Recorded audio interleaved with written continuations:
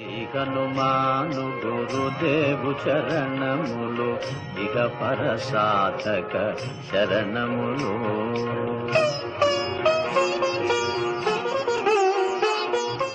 దూరీకృత సీతార్తి ప్రకటీకృత రామవైభవ స్ఫూర్తి దారిత దశముఖ కీర్తి పురతో మమ భాతు హనుమతో మూర్తి. శివాయ గురవే నమః. శ్రీమాత్రే నమః. శ్రీ విష్ణురూపాయ నమః శివాయ. శ్రీరామ జయ రామ జయ జయ రామ. శ్రీ హనుమతే నమః. మహావీర విక్రమ బజరంగి కుమతి నివార సుమతికే సంగి.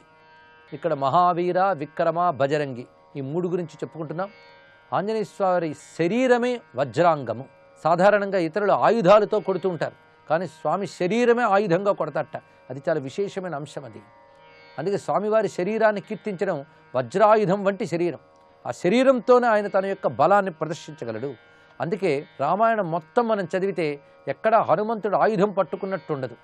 కేవలం తన యొక్క హస్తములు పాదములు లాంగూలము ఇవే పెద్ద ఆయుధాలు. ఒక్కొక్కసారి ఆయన చెట్లని రాళ్లని ప్రయోగించినట్లు కనబడుతున్నది. శిలాభిస్తు ప్రహర్త పాదపైశ్చ సహస్రశ అర్ధయిత్వా పురీం లంకా అభివాజ్యత మైథిలీం అంటాడు సుందరకాండలో. మొత్తానికి స్వామివారికి చేతులే ఆయుధాలు. ఆ కారణం చేతనే వజ్రాంగి అని చెప్పబడుతున్నాడు. వజ్రము వంటి శరీరంతోనే శత్రు సంహారం చేస్తాడు. పాదఘాతము, లాంగూల తాడనము, ముష్టిఘాతము అని తన శరీరంతో 3 రకాల పరాక్రమాన్ని చూపిస్తాడట. అంటే కాలితో తన్నడం, తోకతో కొట్టడం, ముష్టిఘాతం పిడికిలతో గుర్దడం. ఈ మూడింటితోని తన యొక్క వజ్రదేహం యొక్క బలాన్ని చూపిస్తాడు. మంత్రశాస్త్రపరంగా హనుమంతుణ్ణి వజ్రదేహుడిగా ధ్యానించడం, ఉపాసించడం, భావించడం ఒక రక్షణ వలె మనల్ని కాపాడుతుంది. దీనికి సంబంధించి హనుమన్ మంత్రరాశిలో ఒక మంత్రం కనబడుతున్నది. ఓం నమో హనుమతే రుద్రావతారాయ వజ్రదేహాయ వజ్రనఖాయ వజ్రముఖాయ వజ్రరోమ్నే వజ్రనేత్రాయ వజ్రదంత్రాయ వజ్రకరాయ వజ్రభక్తాయ రామదూతాయ నమః అని. ఇందులో ఎన్ని వజ్ర శబ్దాలు వచ్చాయో ఆశ్చర్యం కలుగుతుంది మనకి. మొత్తం వజ్రమయమైనటువంటి శరీరము, వజ్రం వల్లంటి ప్రకాశము, వజ్రము వంటి ప్రతాపము కలిగినటువంటి వాడు. పైగా బజరంగి అనడంలో ఉద్దేశం ఏంటంటే అవధ్య అని ఉద్దేశం దీనిలో కనబడుతున్నది. వజ్రదేహం ఉన్నవారిని ఏ ఒక్కరూ సంహరించలేరు. ఇది ప్రత్యేకత. అది అందుకే అవధ్యుడు అని. ముఖ్యంగా సుందరకాండలోనే ఇంద్రజిత్తు వచ్చిన తర్వాత అనేక రకాల అస్త్రాలు ప్రయోగిస్తాడు హనుమ మీద. ఏ అస్త్రం పనిచేయదు. ఆఖరికి బ్రహ్మాస్త్రం ప్రయోగిస్తే దానికి కట్టుబడి గౌరవిస్తాడు హనుమంతుడు. అటు తర్వాత అది గమనిస్తాడు ఇంద్రజిత్తు. గమనించి అనుకుంటాడు, అవిధ్యోయమితి జ్ఞాత్వా తమస్త్రేణస్త్రతత్వవిత్ నిజగ్రాహ మహాబాహుం మారుతాత్మజమింద్రజిత్ అని. అస్త్రతత్వవిత్, అస్త్రముల యొక్క స్వరూప స్వభావాలు తెలిసిన ఇంద్రజిత్తు హనుమంతుడిని పరిశీలించి అనుకుంటాట, ఇతన్ని ఏ అస్త్రము ఏమీ చెయ్యలేదు అని. అందుకే హనుమంతుడి చిరంజీవి. ఆయన ఈ అస్త్రములు ఏమీ చేయలేవు, ఎవరి పరాక్రమం ఏమీ చేయలేదు కనుకనే ఆ బజరంగి అనే మాటకి ఇంత విశేషమైన శక్తి ఉన్నది. మహావీర విక్రమ బజరంగి కుమతి నివారు సుమతికే సంగి. ఈ 2 మాటలు చాలా అద్భుతమైన మాటలు. హనుమద్భక్తులకి ఇది మహా ఉపదేశములు. అసలు మానవులందరికీ గొప్ప సందేశం ఈ 2 మాటల ద్వారా చూపిస్తున్నాడు. కుమతి నివారు సుమతికే సంగి. కుమతి, మతి అంటే బుద్ధి, కుమతి అంటే కుబుద్ధి, చెడు బుద్ధి అని అర్థం. చెడు బుద్ధిని నివారించువాడు, సత్పురుషులకి సంగి అనగా స్నేహముగా ఉండువాడు అని. మొత్తానికి భగవంతుడు దుర్బుద్ధి ఉన్నవారికి దూరంగా ఉంటాడు, సద్బుద్ధి ఉన్నవారికి సన్నిహితంగా ఉంటాడని దీని యొక్క భావం ఇది. అయితే దూరంగా ఉంటాడని చెప్పడమే కాకుండా నివారణ ఒక మాట అన్నారు, అది కూడా పరిశీలిద్దాం. ముందు ప్రథమ భావాన్ని చూద్దాం. కుమతిని పోగొట్టి సుమతులకి స్నేహంగా ఉండువాడు. ఈ సుమతికే సంగి కొంచెం ఆలోచించాలి. భగవంతుడు మనకి స్నేహితుడు కావాలంటే, అంటే మనకు దగ్గరవాడు కావాలంటే మనం సుమతి కలిగి ఉండాలి. ఎందుకంటే సుమతికే అతడు సంగి. సంగి అంటే సంగత, స్నేహ, సన్నిహిత అని అర్థం. అందుకు ఎవరికి సద్బుద్ధి ఉందో వారి వైపు ఉంటాడు భగవంతుడు. అందుకే భగవంతుడు మన వైపు ఉండాలంటే మన దగ్గర సల్లక్షణం ఉండాలి, తెలుసుకోవాలి. అందుకని దుర్బుద్ధులతో, దుష్ట స్వభావంతో, దుష్కృత్యాలు చేస్తూ నేను భక్తుడినండి అంటే అది వాడు అనుకోవడానికి బాగుంటుంది, కానీ సత్యం మాత్రం కాదు.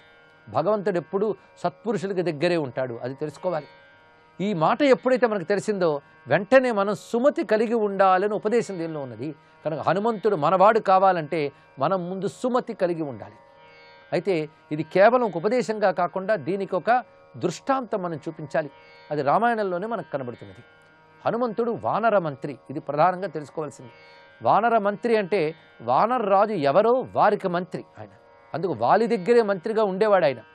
తర్వాత వాలి మరణించాడు అని అనుకుని సుగ్రీవుడు రాజయ్యాడు. అందరూ కూడా వాలి మరణించాడని అనుకున్నారు కనుకనే సుగ్రీవుడు రాజుగా అంగీకరించారు. ఆ సమయంలో సుగ్రీవుడికి మంత్రిగా ఉన్నాడు ఆంజనేయ స్వామి వారు. తర్వాత వాలి వచ్చి నేను బ్రతికు ఉండగా మరణించాననేటువంటి ప్రచారం చేసి నువ్వు సింహాసనాన్ని ఆక్రమించావని సుగ్రీవుడిపై నింద వేశాడు. అప్పుడు సుగ్రీవుడు అంటాడు, అన్నా నాకు నిజంగా తెలియక ఈ పని చేశాను, ఇప్పుడు నువ్వు బ్రతికి ఉన్నావని తెలిసి ఆనందిస్తున్నాను, నువ్వు రాజ్యం ఏలుకో అన్నాడు సుగ్రీవుడు. కానీ బల అహంకారం కలిగినటువంటి వాలి ఆ మాట వినకుండా సుగ్రీవుడిని చంపడానికి ప్రయత్నించాడు. దానితో సుగ్రీవుడు ప్రాణాలు అరచేతి పెట్టుకుని పారిపోయాడు. అయితే మళ్ళీ వాలి రాజు అయ్యాడు. లెక్క ప్రకారంగా చూస్తే ఇప్పుడు వాలి రాజు గనక హనుమంతుడు అక్కడే మంత్రిగా ఉండాలి, కానీ లేడు ఆయన. ఎప్పుడైతే సుగ్రీవుడు పారిపోయాడు, సుగ్రీవుడితో పాటు ఆయన వెళ్ళిపోయాడు. హనుమంతుడు తన పరాక్రమం తనకు తెలియని స్థితిలో అప్పటి వరకు ఉన్నాడు గనక పరాక్రమాన్ని చూపించలేదు, కేవలం జ్ఞానిగానే ఉన్నాడు. జ్ఞాని అయిన హనుమంతుడు వాలి రాజయ్యాక తిరిగి మంత్రిగా వాలి దగ్గర కొనసాగలేదు, తన సుగ్రీవుడి వెంటే వెళ్ళాడు. ఎందువల్ల? ఇది తెలుసుకోవాల్సినది. ఇది రామాయణంలో పట్టుకోవాల్సిన ఒక రహస్యం. వాలి అంతకు మునుపు రాజుగా ఉన్నప్పుడు మంత్రి, సుగ్రీవుడు రాజు అయినప్పుడు కూడా మంత్రే.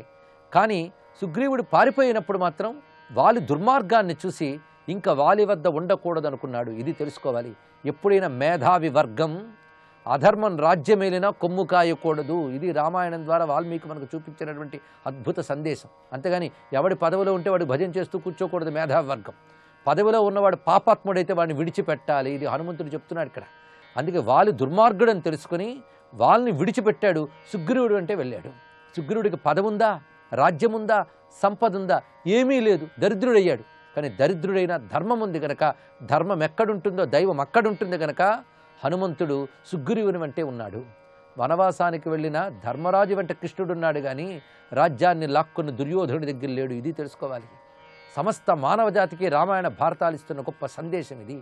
నీ దగ్గర ధనం లేకపోయినా, బాహ్య సంపదలు లేకపోయినా, బాహ్య బలం లేకపోయినా ధర్మబలం ఉంటే దైవ బలం ఉంటుంది. ఈ ఒక్క మాట గుర్తుపెట్టుకుంటే చాలు.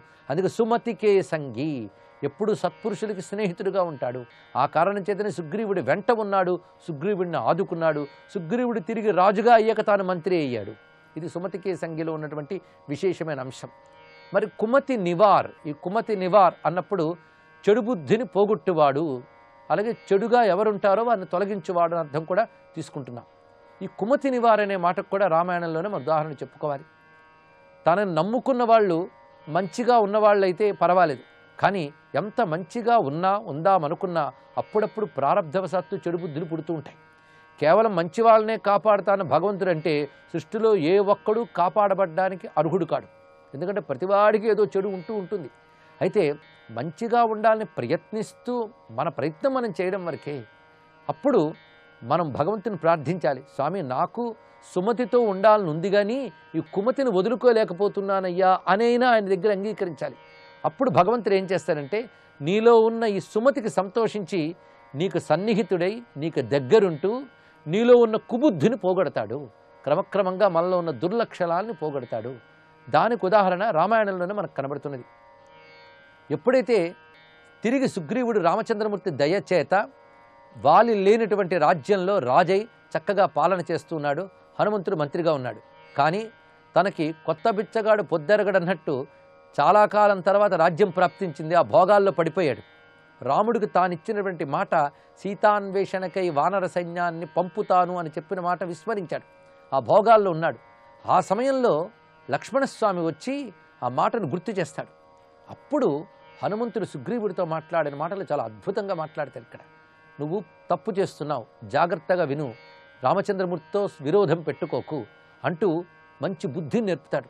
అప్పుడు సుగ్రీవుడు లెంపలు వేసుకుని తిరిగి రాముడి వద్దకు వెళ్ళి శరణాగతుడవుతాడు.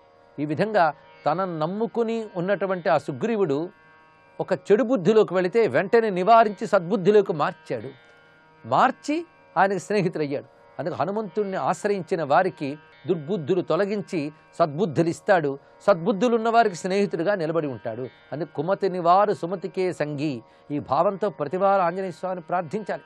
స్వామి నాలో ఉన్న దుర్లక్షణాలు తొలగించు, సల్లక్షణాలు పెంపు చేసి సల్లక్షణాలు ఉన్నవాడికి నువ్వే స్నేహితుడిగా ఉంటావు గనక నాకు స్నేహితుడిగా ఉండు అని అడగాలి. అందుకే ఇంత భావం దీనిలో కనబడుతున్నది.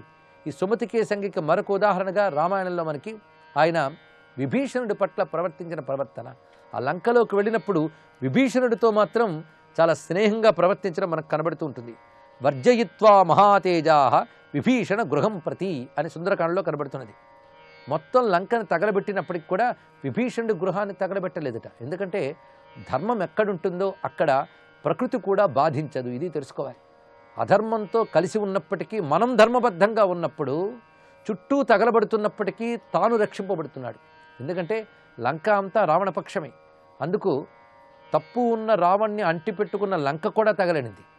కానీ అదే లంకలో ఉంటూ రావణుడితో ఉంటూ ఇది తప్పు అని రావణుడికి చెప్తూ తాను తప్పు చేయకుండా ఉన్నటువంటి విభీషణుడు రక్షింపబడ్డాడు. ఇది కూడా రామాయణం సమస్త మానవ జాతికి చెప్తున్న గొప్ప పాఠం ఇది. ఎందుకంటే చుట్టూ తప్పు ఉన్నా మనం సమర్థించకూడదు. మనం ఎలాగూ చుట్టూ తప్పే ఉంది కదా అని మనం తప్పు చేయకూడదు. మన మేరకు మనం ఒప్పు చేస్తే చుట్టూ వాళ్ళు రక్షించినా రక్షించకపోయినా భగవంతుడు రక్షిస్తాడు. చుట్టూ తగలబడుతున్నా విభీషణుడు కాపాడబడ్డాడంటే దీనిలో పరిశీలించవలసిన అంశం ఇది. ఎందుకంటే సుమతికే సంఘీ, సత్పురుషులకి సన్నిహితుడిగా, రక్షకుడిగా, స్నేహితుడిగా, సర్వహితాలని కలిగించేవాడు ఆంజనేయ స్వామి వారు. ఈ నామం హనుమత్ కృపకి సంబంధించిన గొప్ప నామం.